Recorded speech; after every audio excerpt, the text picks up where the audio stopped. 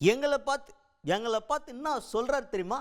நான் என்னமோ பாஜகவுக்கு அடிமை ஆகிட்டேனா, அடிமையாவோ ஆகிட்டேன் நான் அப்படின்ற மாதிரி ஒருத்தர் பேசியிருக்கார். யார் அவர்? எதிர்கட்சி தலைவர் எடப்பாடி பழனிசாமி அவர்கள் பிரச்சாரம் பண்ணுறாங்கல்ல, பிரச்சாரத்தில் பரபரப்பாக பல பாயிண்ட்களை பேசியிருக்கார். திமுக கூட்டணி அட்டாக் பண்ணி பேசுறது என்ன, திமுக ஆட்சியில் ஒன்றுமே நடக்க மாட்டேங்குது, ஊரே விலங்கலை அப்படின்னு பேசுகிறதெல்லாம் இருக்குது. அதுபோக முக்கியமாக அவரை உறுத்திக்கிட்டு இருக்க ஒரு பாயிண்ட்டை பற்றியும் பேசியிருக்கார். எப்போ பார்த்தாலும் திமுக காரங்க என்ன சொல்லுவாங்க, எடப்பாடி பழனிசாமி அவர்கள் பாஜக கிட்ட அடிமையாக போயிட்டாரு, அதிமுக அடமானம் வச்சுட்டாரு அப்படின்னு சொல்கிறாங்கல்ல, அதற்கான பதிலடி கொடுத்துருக்காரு. எப்படின்னா, நாங்கள் தாங்க இங்கே தலைமை, நாங்கள் தான் இங்கே முக்கியமான ஆள் அப்படின்ற லெவலுக்கு அடிமையெல்லாம் நான் கிடையாதுன்னு அடித்து பேசியிருக்காரு எடப்பாடி பழனிசாமி அவர்கள்.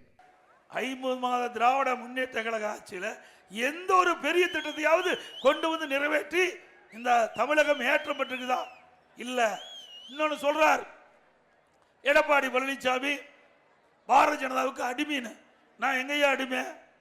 நம்ம அடிமையமா இருக்கிற அதிமுக திராவிட முன்னேற்ற கழகம் தீய சக்தி திமுகவை அழிக்க வேண்டும், இந்த கட்சியை வேரோடு பூண்டோடு ஒழிக்க வேண்டும் என்பதற்காக தான் பொன்மனச்செம்மல் புரட்சி தலைவர் எம்ஜிஆர் இந்த இயக்கத்தை தோற்றுவித்தார். அம்மா கட்டி காத்தாங்க. அந்த வழியில் தான் அதிமுக செயல்படுகிறது. இந்த மக்களோட திமுக ஆட்சி அகற்ற வேண்டும் என்பது அதிமுக நோக்கம், எங்களுடைய தொண்டனுடைய நோக்கம். அதை அடிப்படையாக வைத்து நாங்கள் செயல்படுறோம். அதே போல பாரதிய ஜனதா கட்சி ஊழல் மலிந்த திமுகவை அகற்றப்பட வேண்டும்.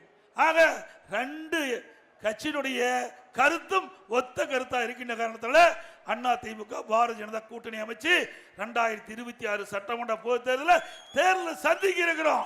அதை விட்டுட்டு எப்பொழுது நாங்க எப்போ பாரதிய ஜனதா கட்சியோட கூட்டணி வச்சோமோ அன்று முதல் இன்று வரை திரு முதலமைச்சர் ஸ்டாலின் பேசுவது, எடப்பாடி பழனிசாமி பாரதிய ஜனதா கட்சியோட கூட்டணி வச்சுட்டார்.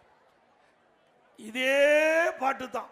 அதுக்கடுத்து தான் இதே மேட்ரு தான். இப்போ என்னென்னா, அடிமைன்னு சொல்லும்போது அதிமுக அமைதியாக இல்லை, நீங்கள் அடிமைன்னு சொல்லிடுறீங்களே, நாங்கள் அமைதியாக இருக்கோம், நாங்கள் தாங்க இங்கே கூட்டணியோட தலைமைன்னு ஒன்றிய அமைச்சர் அமித்ஷா அவர்களே சொல்லியிருக்காரு. அப்புறம் என்ன உங்களுக்கு டவுட்டு? இப்போ இந்த தேர்தலில் ஜெயிக்க போகிறோம், அதிமுக தான் ஆட்சி அமைக்க போகிறோம், நாங்கள் தான் தலைமை கூட்டணிக்கு தெரியும்ல அப்படின்ற லெவலுக்கு ஒரு நான் தான் இங்கே பெரிய ஆளாக இருக்கேன் நம்புங்க. இது சட்டமன்ற தேர்தல், நாடாளுமன்ற தேர்தல் மாதிரி நினச்சி பாஜகவே நீங்கள் இழுத்து வச்சு பேசிக்கிட்டு இருக்கீங்க, எங்களையும் கொஞ்சம் பேசிக்க அப்படின்ற லெவலுக்கு பேசியிருக்கார் எடப்பாடி பழனிசாமி அவர்கள்.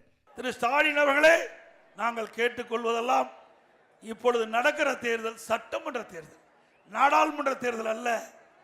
நாடாளுமன்ற தேர்தல் அல்ல, இப்பொழுது நடக்கிறது சட்டமன்ற தேர்தல். ஆகவே எங்களுடைய கூட்டணி தெளிவுபடுத்தி விட்டோம். நாங்கள் கூட்டணி அமைத்தவுடன் மத்தியிலே உள்துறை அமைச்சர் தெளிவா பேட்டி கொடுத்துட்டார். அனைத்து இந்திய அண்ணா திராவிட முன்னேற்ற கழகம் பாரதிய ஜனதா கூட்டணி, அந்த கூட்டணிக்கு தலைமை அதிமுக தாங்கும். அதிமுக இந்த கூட்டணிக்கு தலைமை, அதிமுக ஆட்சி அமைக்கும். தெளிவுபடுத்தி விட்டோம். ஆக நடைபெறுகின்ற சட்டமன்ற பொதுத் தேர்தலில் அனைத்து இந்திய அண்ணா திராவிட முன்னேற்ற கழகம் பாரதிய ஜனதா கூட்டணி வெற்றி பெற்று வருகின்ற பொழுது அதிமுக ஆட்சி தான் தமிழகத்திலே மலரும்.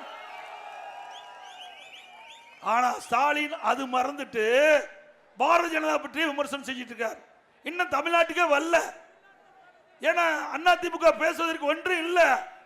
அதிமுக அந்த அளவுக்கு ஒரு சிறப்பான ஆட்சி நாட்டு மக்களுக்கு தந்திருக்குது. அதிமுக 10 ஆண்டுகால ஆட்சி ஒரு பொற்கால ஆட்சி, இன்னும் குறைய கண்டுபிடிக்க முடியல. அதனாலதான் பாரதிய ஜனதா வச்சு விமர்சனம் செஞ்சுட்டு இருக்கார்.